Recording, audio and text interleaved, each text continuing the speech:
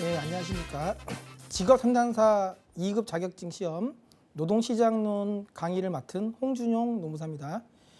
예, 이번 시간에는 지난 시간에 이제 이어서 말씀드린 것처럼 노동 수요에 대해서 좀 설명을 드릴 겁니다. 미리 말씀을 좀 드리면 수험생분들은 조금 부담스러워 하실 만한 내용들이 좀 많이 있습니다. 예, 많이 있는데 최대한 1시간 안에 일단은 뭐 나름대로는 최대한 쉽게 한번 설명을 해보겠습니다. 할 텐데 혹시 이걸 들어보신 다음에 겁을 먹고 아유 그럼 나는 이제 이 과목 공부 안 하겠다 또는 뭐 이 자격증 시험을 좀 포기하겠다 이런 생각을 하시는 거는 좀 잘못된 성급한 판단이다라는 걸 미리 말씀을 드리겠습니다. 왜냐하면 여기가 좀 어렵고요. 뒤로 갈수록 쉬워집니다.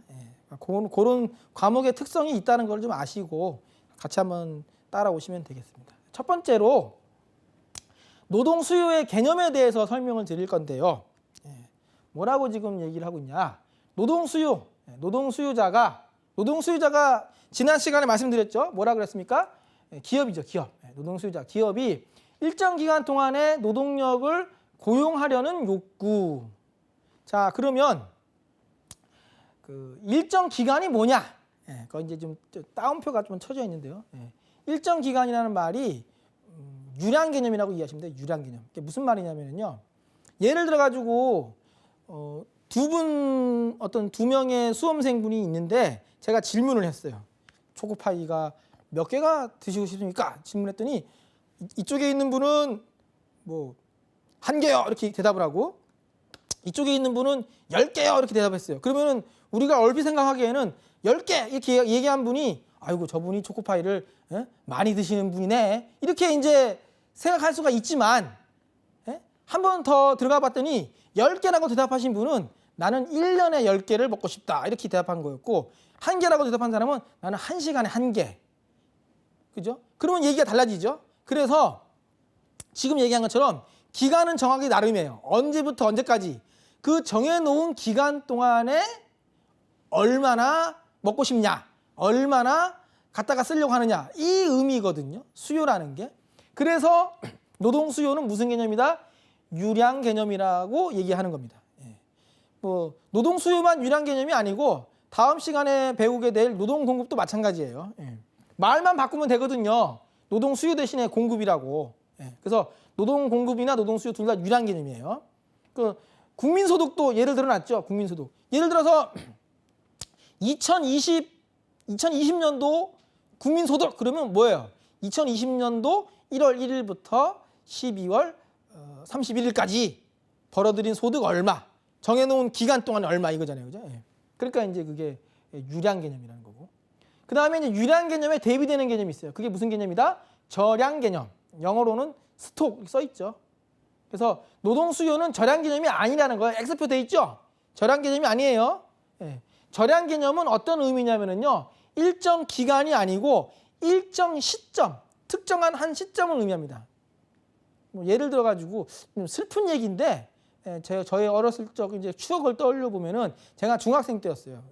집에 가는데 갑자기 그 등치 큰 학생 둘이 학생인지 뭐 하여튼간에 와가지고 저한테 어깨동무를 하는 거예요. 양쪽에서 이렇게. 그리고 이제 막 귓속말로 막 속삭이는 거예요. 막 뭐 웃으라고 하면서 웃어 그러면서 이제 친구인 척해 그러면서 골목으로 이제 데리고 가가지고 이제 그 뒤따라서 이제 그 패거리들이 와가지고 저를 에워싸고 이제 질문을 하죠. 뭐라고? 야, 너 지금 얼마 있냐? 이렇게 물어보는 거예요.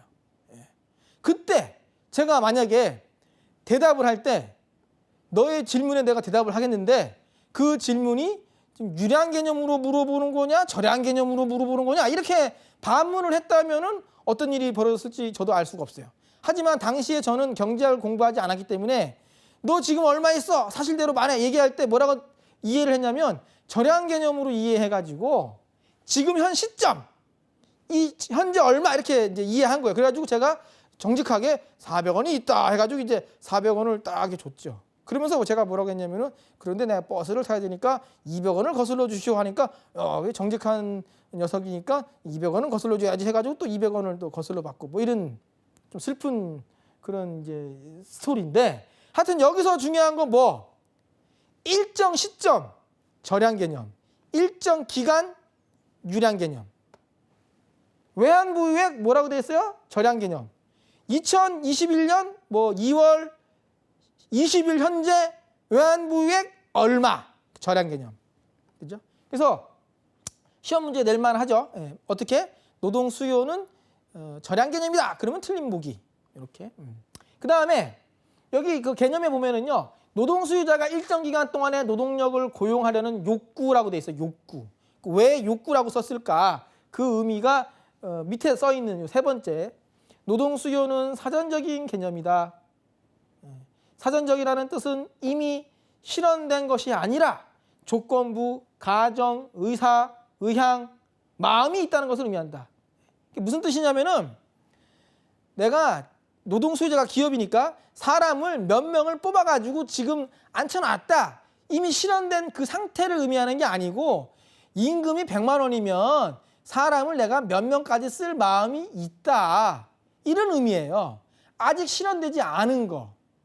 그러니까 조건부, 가정법, 의사, 안중근 의사 할 때 그 의사가 아니고 마음이 있다 이거예요. 그죠? 예. 의향. 그죠? 그래서 이것도 마찬가지로 뭐 그 틀린 표현을 만들 때 이렇게 많이 하죠. 뭐 노동 수요는 사후적인 개념이다. 그러면은 틀리는 거죠. 어떤 개념이다? 사전. 아직 일어나지 않은 거. 사전적인 개념이다. 노동 공급도 마찬가지예요. 나중에 나오겠지만. 그다음에 네 번째 지금 써 있는 게 그 노동 수요는 파생 수요, 유발 수요. 이건 무슨 말이냐면은 그 기업들이 노동 수요자인데 기업들이 왜 사람을 쓰는 거냐면은요. 왜 쓰는 거예요? 일 시키려고 쓰는 거예요. 일 시키려고. 예. 밑도 끝도 없이 사람이 필요합니다. 사람이 필요합니다. 그러면 무서운 얘기예요. 어떻게 보면. 그죠? 예. 왜 사람이 필요하냐? 뽑아가지고 일을 시켜가지고 상품을 만들어가지고 상품 시장에다가 내다 팔려고. 그렇기 때문에 장사가 잘 돼서 물건을 많이 만들 필요가 있으면은 사람도 많이 이제 쓰는 거고요. 장사가 안 돼가지고 물건을 많이 만들 필요가 없으면 사람도 많이 안 써요. 그러니까 결국은 노동 수요라는 것이 상품 시장에 상품 수요하고 연동돼 있다는 거예요. 연결돼 있다. 영향을 받는다. 유발된다. 파생된다. 그런 뜻입니다. 이게 지금. 파생수라는 말의 의미가. 그러니까 이해하기 쉽게 설명하자면 이런 거예요. 물건을 많이 만들어 팔려고 사람 많이 뽑는다. 물건을 적게 만들려고 물건을 적게 만들어도 되니까 사람을 줄인다. 그런 얘기가 노동 수요가 파생 수요, 유발 수요다라는 의미하고 이제 의미의 어떤 그 예를 든 거라고 보면 되겠죠. 그 다음에 두 번째 노동 수요량. 노동 수요량이 뭐냐? 주어진 임금 수준에서 노동 수요자가 노동력을 고용하려고 하는 최대의 양. 예를 들어놨어요. 그래프 보이시죠? 그래프? 그래프 보시면은요. 세로축 변수는 단위당 임금, 가로축 변수는 노동 수요량이라고 돼 있고, 임금을 영어로 웨이지라고 하죠. 웨이지. 그래서 단위당 임금 옆에다가 이제 W라고 써놓은 거예요. 그 다음에 노동 수요, 양, 노동은 영어로 레이버니까 L. 그래가지고 보시면 어때요? 단위당 임금 100만 원일 때 노동 수요량 30명, 단위당 임금 200만 원일 때 노동 수요량 20명 이런 식으로 단위당 임금, 그러니까 단가를 의미하는 거예요. 단가. 무슨 말이냐면은 저 세로축 변수에다가 총액을 적는 게 아니에요.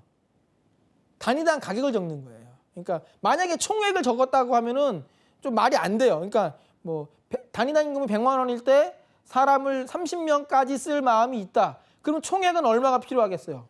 3천만 원 필요한데 그렇다고 3천만 원이라고 적는 게 아니고요. 단가를 적어주는 겁니다. 100만 원 이렇게.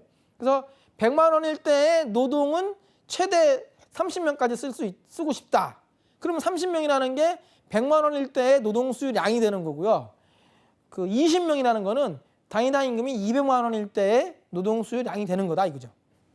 그 다음에 그 단위는 정하기 나름이에요. 그러니까 노동 수요량을 측정할 때 1명, 2명, 3명 이런 식으로 머릿수, 인원수로 나타낼 수도 있고요. 또는 1시간, 2시간, 3시간 이런 식으로 시간수로 나타낼 수도 있어요. 그러니까 그거는 이제 편의상 이제 정하면 되는 거니까. 근데 여기는 제가 지금 노동의 양을 단위를 갖다가 그 인원수로 나타내고 있는 거죠. 그래서 예를 들었죠. 임금이 100만 원일 때 노동 수요량은 30명. 그리고 우하향하는 형태가 되고 노동 수요 곡선 옆에다가 영어로 알파벳 D. D가 영어로 이제 디맨드. 디맨드가 이제 수요하다의 뜻이니까. 그죠? 그래서 그 설명을 좀 더 이어가면은 아까 똑같은 그래프입니다. 조금 전에 봤던 거하고. 그죠? 그래서 이제 보면은 세로축 변수가 단위당 임금이고 가로축 변수가 노동 수요량인데 수요의 법칙. 다른 조건이 일정할 때 임금이 상승하면 노동 수요량은 감소하는 법칙. 거꾸로 임금이 하락하면 노동 수요량은 증가하는 법칙.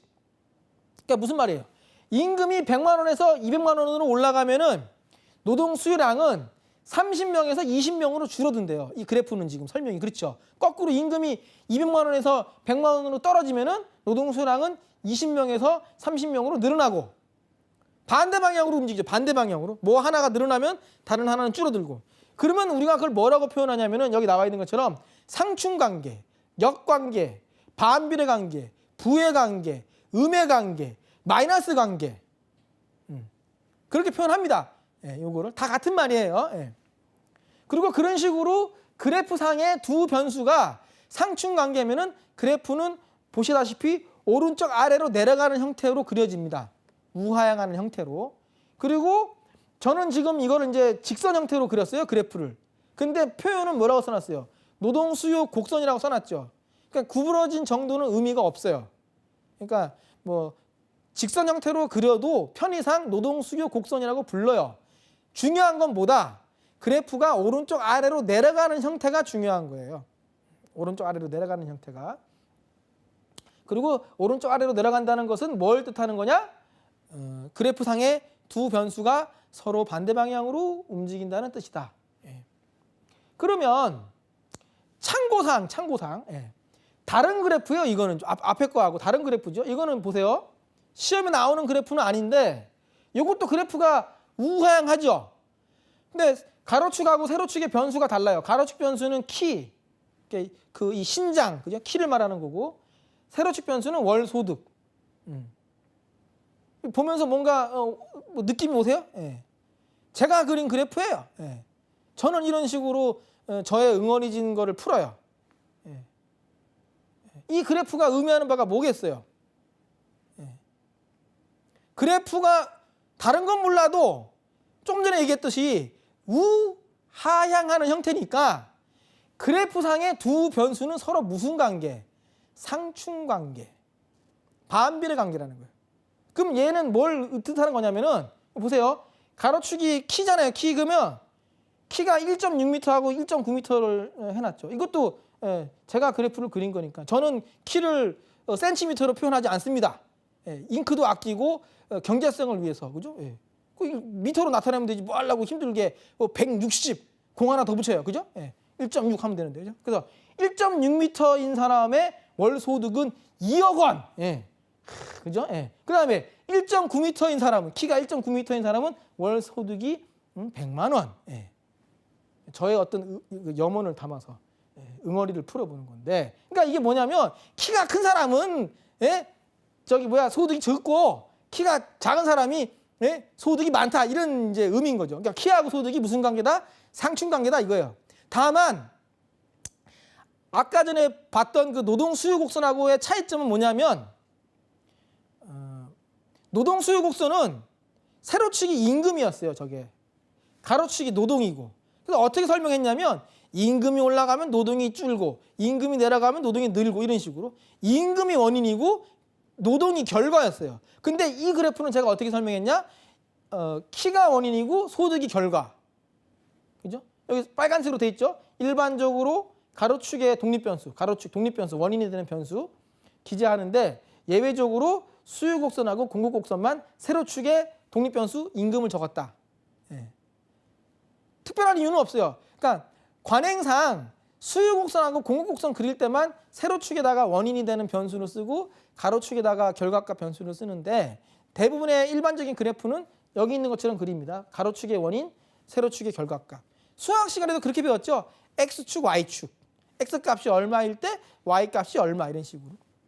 이것도 만약에 그 가로축이 원인이 아니고 세로축이 원인이면은요.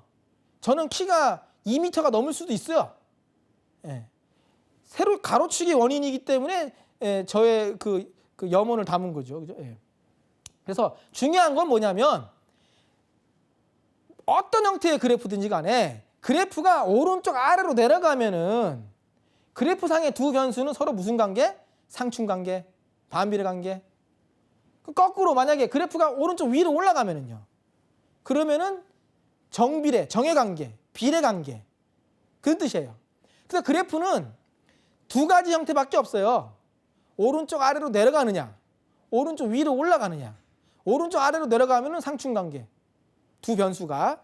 오른쪽 위로 올라가면은 정해관계, 두 변수, 정해관계. 하나가 늘어나면 다른 하나는 늘어난다. 그렇게만 이해하시면 끝입니다. 끝. 여기도 지금 그렇게만 설명해놨죠. 예. 자, 그 다음에 네 번째, 노동 수요의 변화. 괄호 안에 노동 수요 곡선의 이동이라고 되어 있는데 이거는 이제 무슨 뜻이냐면요.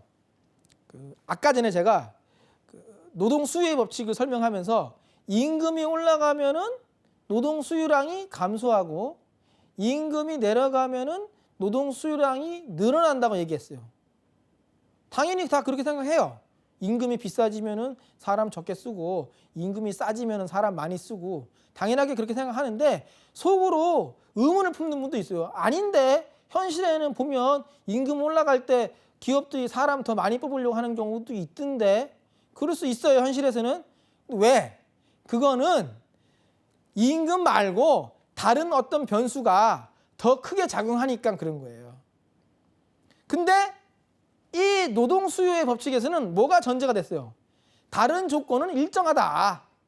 가정한 상태예요, 지금. 애초에 이 그래프도 보세요. 그래프상에 변수가 몇 개예요? 두 개밖에 없어요. 세로축의 한 개, 가로축의 한 개. 변수가 무슨 뜻이에요? 변할 수 있는 게 변수. 뒤집어서 말하면 나머지는 변한다, 안 변한다? 안 변한다. 그러니까 나머지는 일정하다는 가정하에서 세로축에 있는 임금이 원인이 돼가지고 변할 때 그 결과 노동이 어떻게 변하는지를 보여주는 게 노동 수요의 법칙이었던 건데 여기서는 그 전제를 무너뜨리는 거예요. 다른 조건이 일정하다는 전제를. 다른 조건이 일정하다는 전제를 무너뜨리고 임금 말고 다른 게 변수로 등장하면 어떻게 되겠느냐. 그러면 그래프가 움직일 수 있다. 그리고 그렇게 그래프가 움직이는 경우에 우리가 뭐라고 표현하느냐? 노동 수요가 변한다라고 표현하는 거예요. 그러니까 노동 수요가 변한다는 표현은 노동 수요 곡선이 움직인다는 뜻이에요. 그래서 빨간색을 넣어가지고 강조를 해놨어요. 이제 수험생분들을 위해서 임금 이외의 다른 요인의 변화로 인해서 노동 수요 곡선이 이동하는 거. 그러니까 그래프가 움직여야 노동 수요가 증가한다, 감소한다라고 표현할 수 있어요. 예를 들어 보세요. 지금 여기 보면은 뭐라 됐어요? 상품 수요가 증가하자. 임금 말고 다른 게 변했죠? 예를 든 거예요. 가장 많이 들어주는 예거든요. 상품 수요가 증가하자 동일한 임금 수준에서 고용하고자 하는 노동 수요량이 모두 증가했다. 그러니까 여기 보면 그래프가 D가 있고 D 프라임 두 개가 있어요. 첫 번째 그래프 D 200만 원일 때 노동 수요량 20명이었어요. 근데 상품 수요가 증가했어요. 장사가 잘 된다는 뜻이에요. 물건이 잘 팔린다는 소리니까. 장사가 잘 되니까 물건을 많이 만들어야 되고 물건을 많이 만들어야 되니까 옛날 같으면 200만 원일 때 직원을 20명까지 쓸 마음이 있었는데 지금은 어때요? 임금이 200만 원일 때 20명보다는 더 많이 쓰겠다는 거예요. 얼마? 여기는 지금 30명 정도를 예를 들었네요. 그러니까 동일한 임금 수준에서 30명. 그죠? 예. 같은 맥락이라면 아마 예를 들어가지고 300만 원일 때 10명을 쓰려고 했다면 이제는 300만 원일 때 20명 이런 식으로. 그러면 그래프 자체가 어디로 간다? 오른쪽으로 간다. 그러면 우리가 그걸 뭐라고 표현한다? 노동 수요가 증가한다라고 표현을 하는 거예요. 반대의 경우도 있을 수 있어요. 여기 지금 적어놓지는 않았는데 만약에 거꾸로 상품 수요가 감소했다. 장사가 안 된다. 그러면 물건을 많이 안 만들어도 되죠. 그러면 노동도 적게 쓰려고 할 거예요. 그럼 동일한 임금 수준에서 옛날에는 뭐 200만 원일 때 30명 쓰려고 하던 거 이제는 20명만 쓰겠다. 이런 식으로 또 바뀔 수도 있겠죠. 그러면 그래프가 다시 어디로 간다? 왼쪽으로 간다. 이렇게. 그러면 그건 뭐라고 표현한다? 노동 수요가 감소했다라고 표현을 할 수 있는 거예요. 그게 노동 수요의 변화. 이해가 안 되시는 분들은 대감기에서 보시면 좋습니다. 요거는.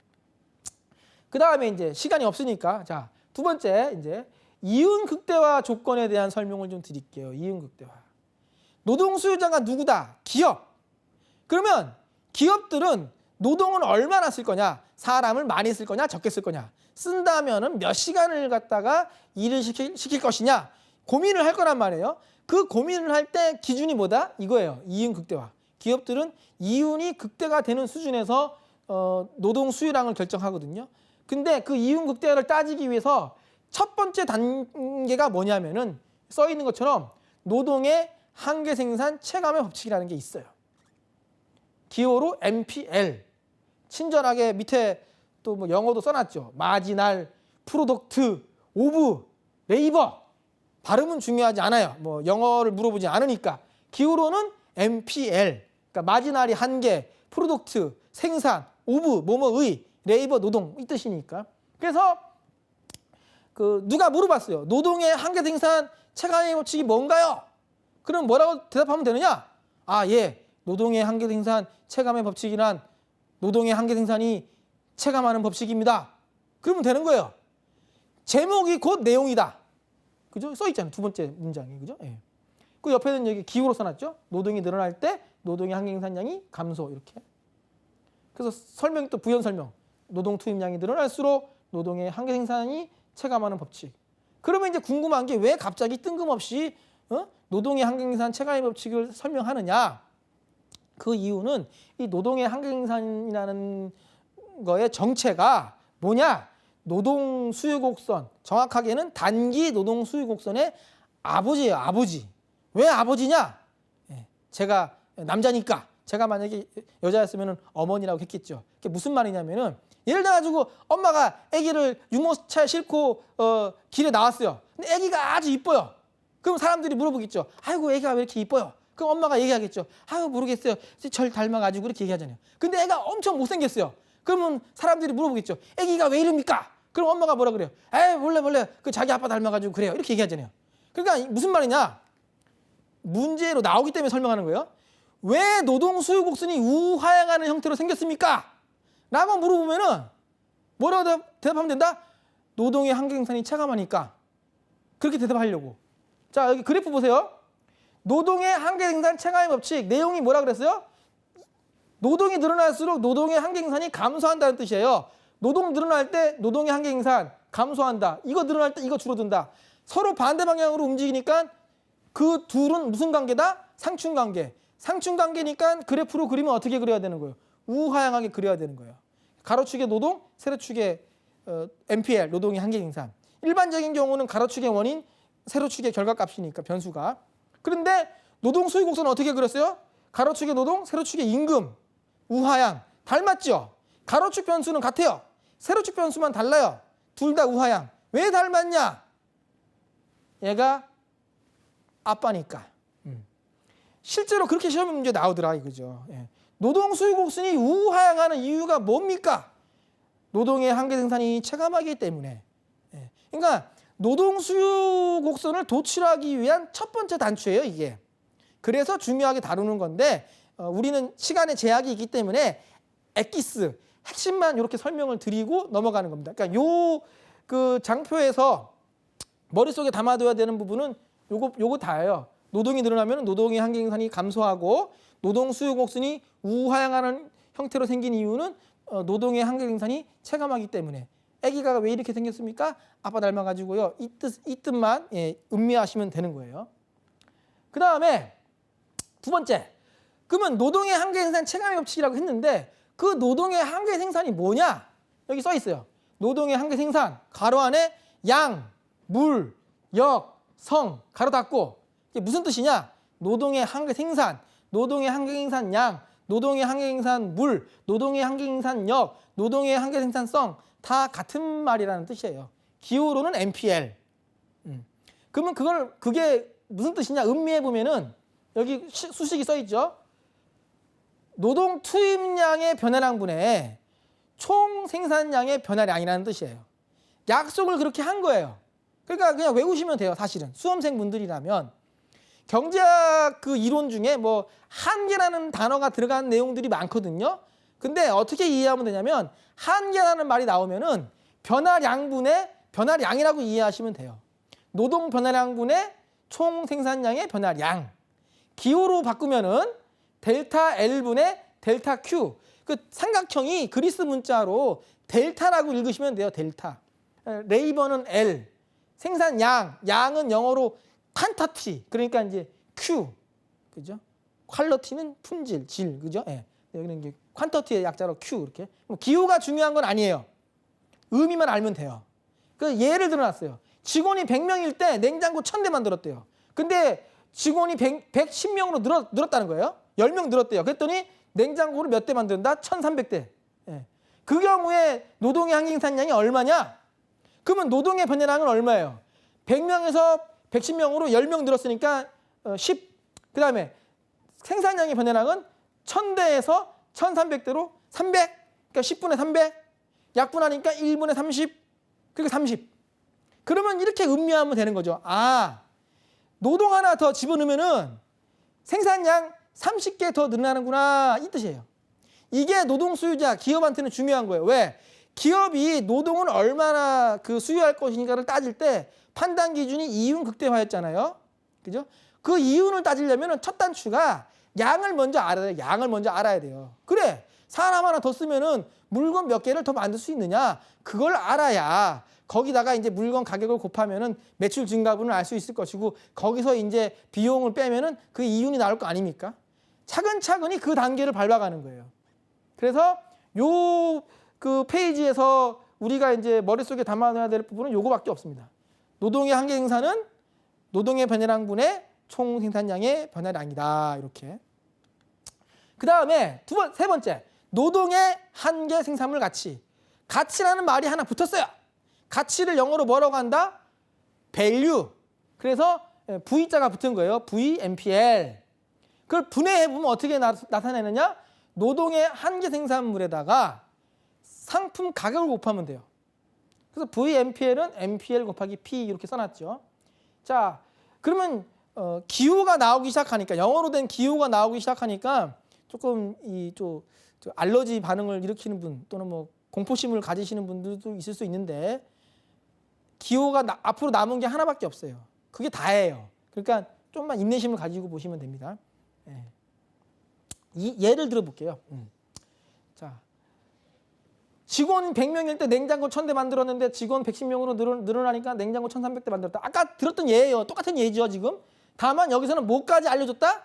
냉장고 한 대가 얼마인지까지 알려줬어요. 얼마? 한 개 100만 원. 그러면은 자, 이 경우에 노동의 한계 생산량은 아까 구해봤죠. 어떻게 구했어요? 요 방식대로 구했어요. 노동의 한계 생산량은 노동이 10개 늘어날 때, 노동이 10단위 늘어날 때 그 생산량이 300개 늘어났으니까 10분의 300 해가지고 30. 그러니까 노동의 한계 생산까지만 구하면 노동 하나 더 집어넣으면은 냉장고 30개를 더 만들 수 있다까지 알았어요. 근데 여기서는 한 발 더 나아가서 냉장고 한 대가 100만 원인 것까지 알려줬으니까 어떻게 한 겁니까? 노동의 한계 생산물에다가 상품 가격 100만 원을 곱했어요. 그러니까 얼마가 나온다? 3천만 원 하면서 가격으로 바뀌어버려요. 가격으로. 그러니까 이제는 뭘 알 수 있다? 아, 사람 하나 더 쓰면은 냉장고 3천만 원을 더 벌 수 있구나 라는 것까지 알게 된 거예요. 그러면 이제 이윤을 계산할 수 있는 단계까지 왔어요.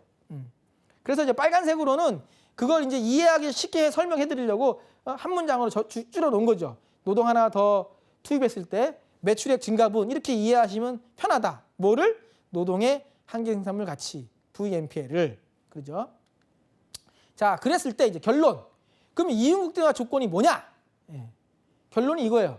노동의 한계 생산물 가치하고 단위당 임금이 같을 때 기호로 표현하면은 VMPL하고 W가 같을 때가 이윤국대가 된다. 왜 같을 때가 이윤국대가 되느냐? 또 예를 들어 봤어요. 설명을 좀 해드리려고. 자, 예를 들어 보세요. 상품 시장과 노동 시장은 모두 완전 경쟁 시장.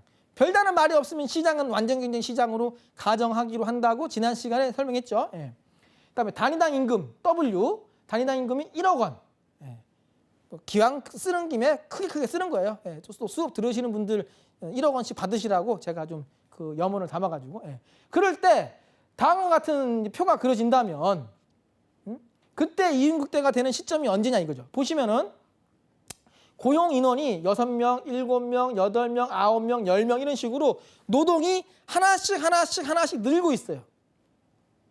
그때 보니까 단위당 임금은 계속 1억 원으로 똑같죠. 무슨 말이냐면은 완전 경쟁 노동시장이기 때문에 그래요. 지난 시간에 설명한 것처럼 완전 경쟁 노동시장이기 때문에 노동의 질은 동일하다고 가정하고 동일한 품질의 노동에 대해서는 동일한 임금이니까. 그렇기 때문에 노동을 6명에서 7명으로 1명 더 늘릴 때 들어가는 단위당 임금 1억 원 들어가는 거고 7명에서 8명으로 1명 더 늘릴 때도 얼마만 더 주면 돼요? 단위당 임금 1억 원 주면 되는 거고 마찬가지로 8명에서 9명으로 늘어날 때도 단위당 임금은 1억 원만 더 주면 되는 거예요. 그렇죠? 예. 그리고 VMPL 맨 왼쪽에 있는 거 6억. 저게 무슨 말이에요? 6명째 썼을 때 그러니까 표를 생략한 건데 만약에 5명일 때가 얼마인지 모르겠지만 5명에서 6명으로 늘어날 때 단위당 임금 얼마 주면 된다? 1억 원 주면 되고 그랬을 때 VMPL의 의미가 뭐였어요? 노동 하나 더 집어넣었을 때 매출의 증가분이라고 이해하면 된다고 했으니까 그게 6억 원이라는 거예요. 매출 증가분이. 그러니까 쉽게 말해서 1억 주고 사람 하나 더 썼더니 6억이 들어왔다는 거예요. 추가로 6명째일 때. 그러면 얼마가 남겨 먹을 수 있다? 5억 남겨 먹는다. 기분이 좋냐 나쁘냐 물어보면 뭐라고 해요? 좋아요. 왜? 5억 남겨 먹었으니까. 그러니까 저런 상황이라면 당연히 어떻게 해요? 사람을 쓰는 거예요. 그리고 또 어떻게? 마찬가지로 그러면 이제 사람 하나 더 써볼까? 또 마찬가지로 6명에서 7명으로 썼더니 한 명 더 늘렸더니 이번에는 매출액 증가분이 3억 원이다. 그러면 얼마 남아요? 2억 남잖아요. 1억 집어넣어가지고 2억 남겨 먹으니까. 이런 경우라면 사람을 쓰는 거죠. 여기서 멈추는 게 아니고 여기까지 가는 거예요. 왜? 목표가 뭐니까? 이윤 극대화니까. 그죠? 6억 먹는 것보다는 여기까지 오면은 6억에다가 3억 얹어가지고 9억이잖아요. 그죠? 마찬가지로 또 한 명 더 쓰면 8명일 때 그때 매출액 증가분 1억 10원. 나가는 그 비용 1억 원. 얼마가 남는다? 10원. 그럼 제가 질문을 할게요. 기분이 좋아요, 나빠요? 그럼 뭐라고 대답하셔야 돼요? 좋아요. 왜? 10원 남겨 먹었으니까. 목표가 뭐라면? 이윤 극대화라면. 가끔 요런 이제 이제 질문할 때 뭐 기분이 별로예요. 이렇게 대답하시는 분들도 있는데 그럴 수도 있어요. 근데 사실은 그런 분들은 지금 제 수업을 듣는 게 아니라 사실은 막말로 이제 뭐 재벌 회장 외동 아들이나 외동 딸로 태어나셨어야 되는 거죠. 그랬으면 아마 지금보다 세상이 아름다웠을 수도 있어요. 왜?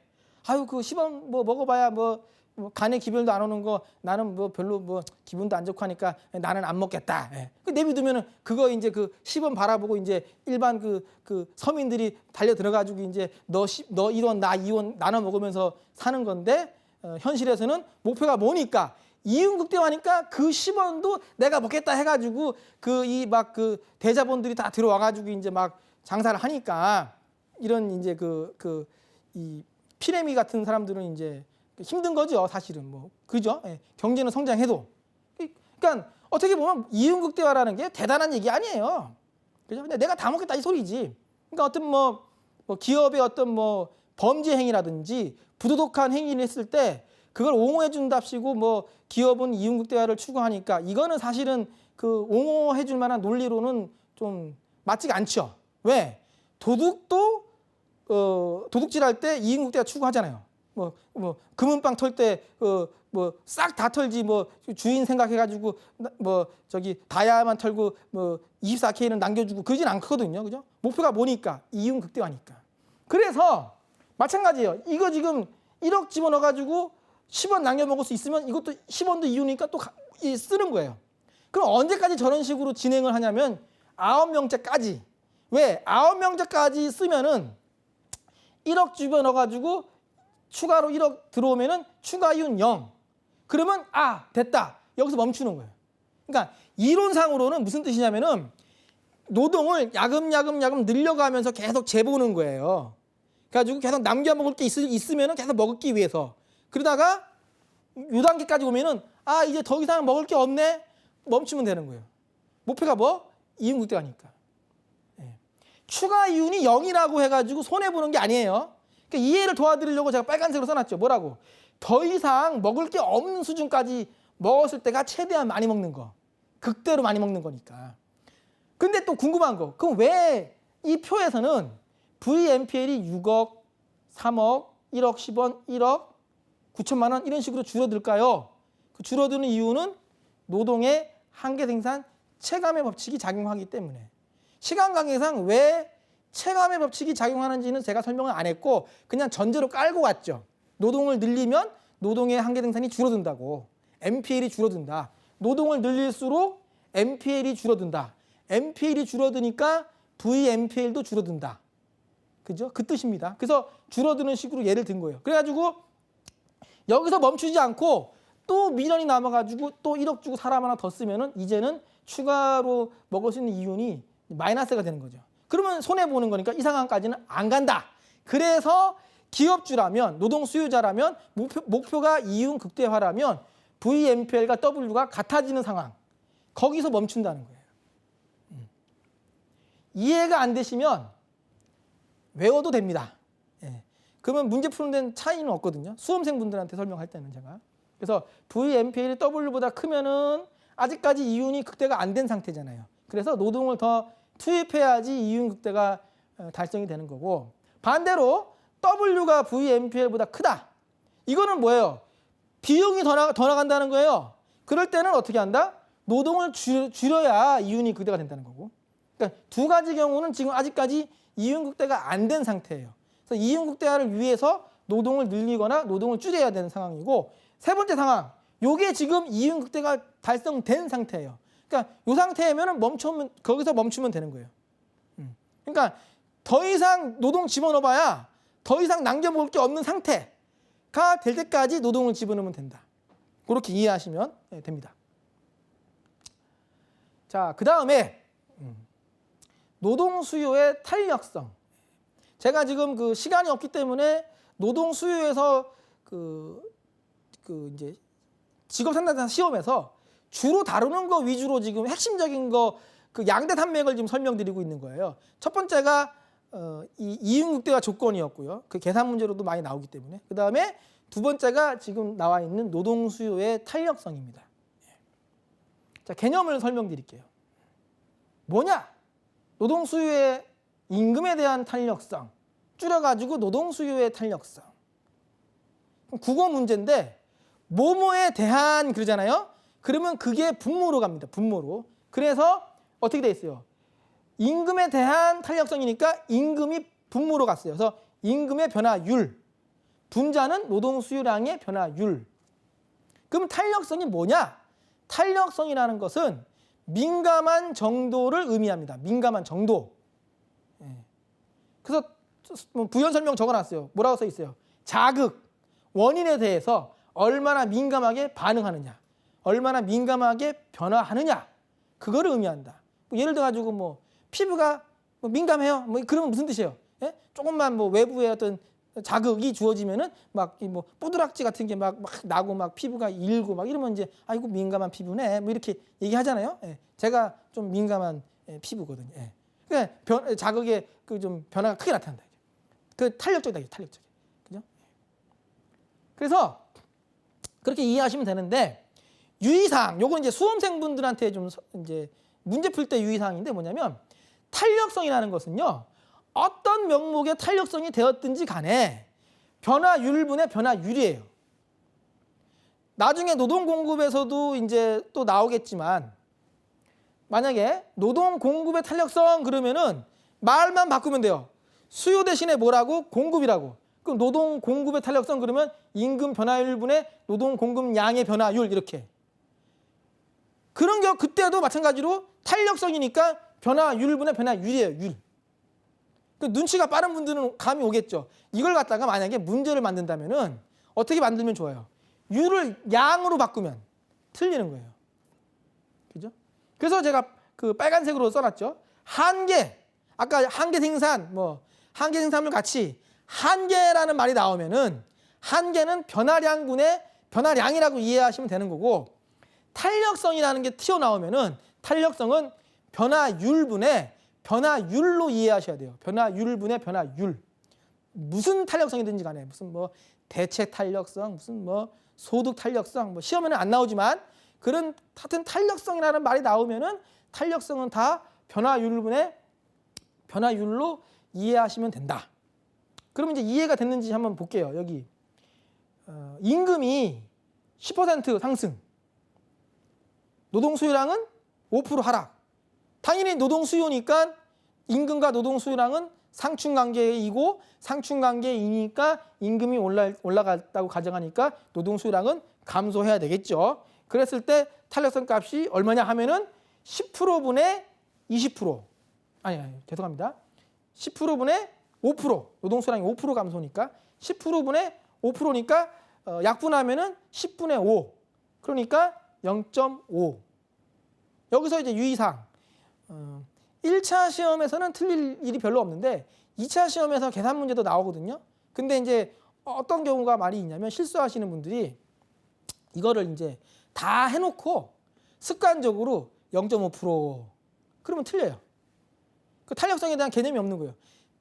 분수식에서는 단위도 약분이 돼요. 만약에 이거를 백분율로 표시했다면은 10%, 5% 그러면은 그 퍼센테이지도 약분이 되겠죠. 기호가. 그러니까 딱 뭐로만 나와야 된다? 숫자로만 나와야 돼요. 0.5.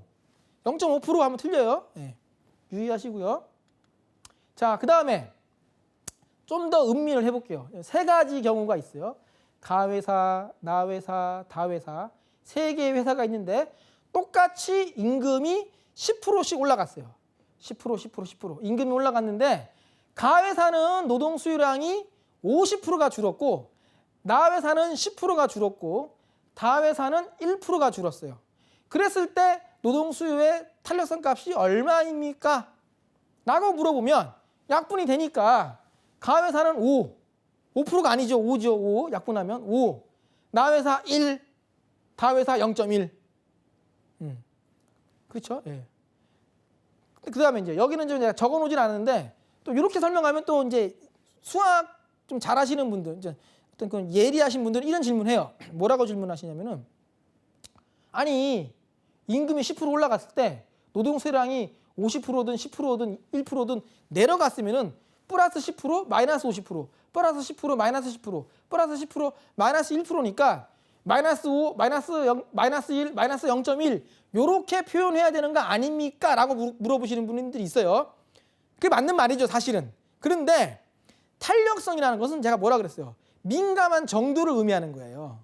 얼마나 민감하게 반응하느냐. 그렇기 때문에 마이너스 부를 안 붙여요. 왜냐하면 마이너스 부를 붙이면 웃긴 일이 벌어져요.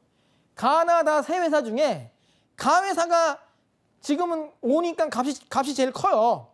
가회사가 가장 탄력적이고 가장 임금에 민감하게 반응을 보이는데 마이너스 부가 붙으면은 탄력성 값은 다회사가 제일 커져요. 마이너스 0.1이 마이너스 5보다는 크잖아요. 그러니까 뭐가 엉키죠. 그래서 탄력성 값은 음수값으로 나타내지 않고 절대값으로 나타냅니다. 그래서 보시는 것처럼 5, 1, 0.1 이렇게 나타내는 거예요. 그러면은 이제 딱딱 맞아 떨어지죠. 가가 제일 탄력적이고 탄력성 값도 가가 제일 크다. 그리고 절대 비교할 때는 탄력성 값이 1을 기준으로 해가지고 1이면은 단위 탄력적, 그다음 1보다 크면은 탄력적, 1보다 작으면은 비탄력적 이렇게 표현한다. 그래서 가나다 세 회사 중에서는 가회사의 사장님이 가장 임금에 대해서 예민하게 반응을 하겠죠. 다회사가 가장 둔감할 거고. 그렇기 때문에 노동자들은 어디를 제일 좋아하겠어요? 가나다 세 회사 중에 노동자들은 어느 회사를 제일 좋아하겠어요? 다회사를 좋아하겠죠. 셋 다 좋아한다는 게 아니라 세 번째 다회사를 좋아하겠다. 왜? 여기는 임금 올라갈 때 가장 고용량이 적게 감소하니까. 그죠? 예. 그러니까 노동자들은 안정적인 걸 좋아하니까. 반대로 기업들은 다보다는 가회사를 좋아하겠죠. 임금 변화에 고용량을 신축적으로 늘렸다가 줄였다가 할 수 있으면 얼마나 좋아요. 그래서 탄력성이 큰 게 좋으냐 작은 게 좋으냐 그렇게 물어보진 않아요. 그러니까 이게 뭐 바람직하냐 바람직하지 않냐 이렇게 이 문제로 접근하는 게 아니고 입장에 따라서 다르다. 노동자들, 노동 공급자들은 노동 수요의 탄력성이 작은 걸 좋아하고 기업들, 노동 수요자들은 노동 수요의 탄력성이 큰 걸 좋아한다. 예. 그렇게 선호의 문제로 접근하시면 됩니다. 그 다음에 중요한 부분인데요. 이게 문제로도 많이 나와요. 1차, 2차에서. 노동 수요의 탄력성 결정 요인 4가지. 그러니까 이게 문제를 낼 때는 1차 시험에서는 사지선다형이니까 이 제목 4가지 중에 한 가지를 틀린 보기로 만들어서 내기도 하고요. 주관식 시험일 때는 노동 수요의 탄력성 결정 요인 4가지 쓰세요. 이렇게도 많이 나오고. 그럼 이거는 뭐 선택의 여지가 없이 뭐 좀 수험생 분들이라면 외우는 수밖에 없어요. 예, 외우는 수밖에. 그래서 근데 이제 외울 때 내용은 어떻게 외우면 되냐면 방향이 같다라고 외우시면 돼요. 무슨 말이냐면요. 상품 수요의 탄력성이 크면 노동 수요의 탄력성도 크다. 거꾸로 상품 수요의 탄력성이 작으면 노동 수요의 탄력성도 작다. 그다음에 총 생산비에서 차지하는 노동 비용의 비중이 크면 노동 수요의 탄력성도 크다. 거꾸로 총 생산비에서 차지하는 노동 비용의 비중이 작으면 노동 수요의 탄력성도 작다. 이렇게. 예를 들어서 생각해 보세요. 2개의 기업이 있는데 인건비는 똑같아요. 근데 이쪽에서는 인건비가 전체 생산비에서 차지하는 비중이 90%고 이쪽에서는 인건비가 전체 생산비에서 차지하는 비중이 1%밖에 안 된다. 그러면 노동자들이 똑같이 임금을 50% 올려달라고 했을 때 이쪽은 비용 증가분이 클 거예요. 그죠? 전체 생산비에서 인건비가 90%를 차지하니까 생산비 자체가 확 늘어나야 되겠죠. 근데 여기는 인건비가 차지하는 비중이 생산비에서 1%밖에 안 되니까 여기는 임금 50% 올려달라고 해도 부담 많이 안 느껴요. 그러니까 똑같은 그 인상률이라 하더라도 이쪽에서 사장님은 부담을 많이 느끼니까 사람을 좀 더 많이 줄이려고 반응을 보일 거고 이쪽에서 사장님은 똑같이 50% 올려달라고 해도 좀 적게 그러니까 줄이는 비율이 좀 적겠죠. 까짓 거 뭐 달란 대로 줘도 돼 이런 생각할 수 있어요. 그러니까 예민하게 반응을 안 한다는 뜻이에요. 그러니까 이제 뭐 응용하자면은 그 동일한 그 생산비라고 하면은 그 노동 집약적인 산업이 자본 집약적인 산업보다는 그 노동 수요의 탄력성이 좀 큰 경향이 있겠죠. 그다음에 노동의 대체 가능성. 노동을 다른 생산 요소로 대체할 가능성이 높을수록 노동 수요의 탄력성이 크다. 마찬가지로 노동을 다른 생산 요소로 대체할 수 있는 가능성이 작을수록 노동 수요의 탄력성도 작다. 방향이 같으니까. 그다음에 4번째. 다른 생산 요소의 공급 탄력성이 클수록 노동 수요의 탄력성도 크다. 거꾸로 다른 생산 요소의 공급 탄력성이 작으면 노동 수요의 탄력성도 작다. 이렇게. 제목만 일단은 수험생분들은 제목 암기가 우선입니다. 그리고 내용은 방향이 같다. 이렇게. 왜 이런 말을 하는지는 이제 실제로 문제를 풀어보시면 쉽게 이해를 하실 수 있어요. 자, 문제를 풀어보겠습니다. 완전 경쟁 시장에서 개별 기업의 노동 수요 곡선이 우하향하는 이유는 아까 얘기했던 거죠. 아기가 왜 이렇게 생겼습니까? 아빠 닮아가지고요. 예. 노동 수요 곡선이 왜 우하향합니까? 왜? 노동의 한계 생산이 체감하니까. 3번. 그죠? 두 번째 문제. 생산 요소인 노동 수요 곡선을 이동시키는 요인이 아닌 것은 노동 수요 곡선이 이동한다는 말은 노동 수요가 변화한다는 뜻이에요. 노동 수요의 변화, 개념의 정의가 뭐였어요? 임금 이외의 다른 요인의 변화로 노동 수요 곡선이 움직이는 거. 쉽게 말해서 임금 말고 다른 게 변해가지고 노동 수요 곡선이 움직이는 거. 노동 수요 곡선 움직이는 요인, 노동 수요 변화 요인 이거잖아요. 근데 여기서는 뭐예요? 아닌 거니까 고를 게 뭐밖에 없어요. 2번, 3번, 4번 보기의 내용을 몰라도 임금 말고 다른 게 변해야 노동 수요가 변하고 노동 수요가 변하는 거를 노동 수요의 변화, 노동 수요 곡선이 이동하는 거다라는 건 우리가 알고 있으니까 1번을 골라야죠. 그죠? 예. 개념 써 있죠. 임금 이외의 다른 요인의 변화로 노동 수요 곡선이 이동하는 것을 노동 수요의 변화라고 하니까 임금 말고 다른 게 변화된다. 그러니까 노동 수요의 변화 요인이 아닌 것은 임금. 자주 나오는 문제입니다. 예. 세 번째, 노동 수요의 탄력성을 구하세요. 요거는 이제 2차 시험이죠. 예, 2차 시험 기출 문제인데 주간식으로 나오니까 그죠? 시간당 임금이 500원에서 400원으로 줄고 임금이 줄었으니까 노동 수요량은 늘겠죠. 100명, 1000명에서 1100명으로 증가. 그럼 임금의 변화율 500분의 100. 출발점이 500원이니까 500분의 변화량 100, 500분의 100 곱하기 100. 그래서 20%. 노동 수요량 출발점이 1000명이에요. 그러니까 1000분의 변화량 100, 1000분의 100 곱하기 100 하니까 10%. 변화율 중에 많이 쓰는 게 100분율이니까 여기는 100분율로 표시해 봤어요. 그래서 공식 써주고 20%분의 10%, 2분의 1, 0.5. 그죠? 유의사항은 뭐다? 0.5%라고 하면은 점수를 못 받는다. 예, 아까 했던 얘기입니다.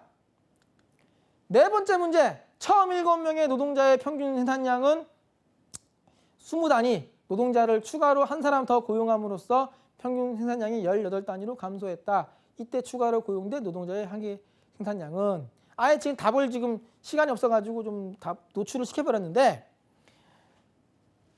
오해하시는 분들이 이게 어떤 오해를 하냐면은 MPL은 델타 L분의 델타 Q 노동 변화량분의 총 생산량의 변화량 공식은 외웠는데 약 어설프게 외워가지고 노동이 7명에서 1명 늘어났으니까 8명으로 하나 늘어났으니까 노동의 변화량은 1 나오는데 20에서 18로 2가 줄었다고 1분의 마이너스 2라고 하는 분들이 있어요. 근데 뭐예요? 평균 생산량이에요. 20하고 18은. 그러니까 마이너스 2가 아니고 총 생산량의 변화량을 구해야 되니까 각각 구해줘야 돼요. 7명일 때 1인당 평균 20개니까 총 생산량은 뭐예요? 7, 2, 14, 140. 8명일 때, 1명 늘어나서 8명일 때는 평균 18개니까 8 곱하기 18개 하면은 144. 그러니까 140에서 144로 4가 늘어난 거잖아요. 1분의 4. 답이 1번. 4단위. 그죠? 근데 출제자가 너그러운 분이어가지고 보기 중에 2하고 마이너스 2가 없어서 좀 실수하실 가능성은 낮겠네요. 그죠? 그 다음에 5번째 문제를 보겠습니다. 노동의 한계 생산이 3개고 생산물 가격이 1,500원, 단위당 임금이 3,000원이면은 노동의 고용량은 어떻게 되겠습니까? 이것도 이제 풀이를 바로 보여드릴게요. VMPL과 W가 같을 때 이윤국대가 된다고 했고, 그죠? 예. VMPL이 W보다 크면은 아직 이윤국대가 안 됐으니까 고용을 늘려야 되고 반대로 W가 더 크면 고용을 줄여야 이윤국대가 되니까 예. 지금 이제 요 기준으로 보고 접근하면 문제에서 MPL이 3, 한계 생산량 3이고 P가 1,500원. 그 3 곱하기 1,500원 하면은 VMPL은 얼마? 4,500원. W가 얼마? 단위당 임금 3,000원. 그러니까 4,500원이 3,000원보다 많잖아요. 그러니까 이런 경우는 어떻게 해야 된다? 아직까지 이윤국대가 안 됐으니까 노동을 늘리면 된다. 그죠? 답이 1번이죠. 예. 6번. 임금이 10% 상승할 때 노동 수요량이 20% 하락했으면은 노동 수요의 탄력성 값이 얼마인가요? 뭐 암산도 되죠. 10%분의 20%니까. 그죠? 1분의 2. 그러니까 2. 답이 4번이죠. 예. 그다음에 7번 문제. 노동 수요의 탄력성에 대한 설명으로 맞는 것은 요거 아까 탄력성 결정 요인 4가지만 외우면 된다고 했던 거죠. 예. 자, 뭐라고 됐어요? 이 문제는 방향이 같다는 사실만 알아도 풀 수 있다. 크면은 크다, 작으면 작다. 그러면은 저기 보세요. 맞는 거 고르라고 했으니까 다 몰라. 2번 보기. 총 비용에서 차지하는 노동 비용의 비중이 클수록 노동 수요의 탄력성은 더욱 커진다. 나머지 보기들은요. 탄력적일수록 비탄력. 방향이 같지가 않죠. 세 번째 보기도 클수록 작아진다. 방향이 다르죠. 네 번째 보기 클수록 비탄력. 방향이 다르죠. 그 2번 보기만 클수록 크다. 그러니까 이거는 탄력성 결정 요인 4개를 몰라도 풀 수 있었어요. 그죠? 근데 그 출제하시는 분들이 그걸 알아요. 수험생분들의 어떤 그거를. 그래서 이렇게만 내진 않아요. 제목을 바꾸고 방향을 갖게 하는 경우도 많이 있습니다. 그래서 이 문제 답은 2번. 노동시간의 소득 탄력성. 제가 뭐라 그랬죠? 탄력성은 뭐가 됐든지 간에 무조건 변화 1분의 변화율. 그죠? 그러니까 소득 탄력성 알 필요도 없어요.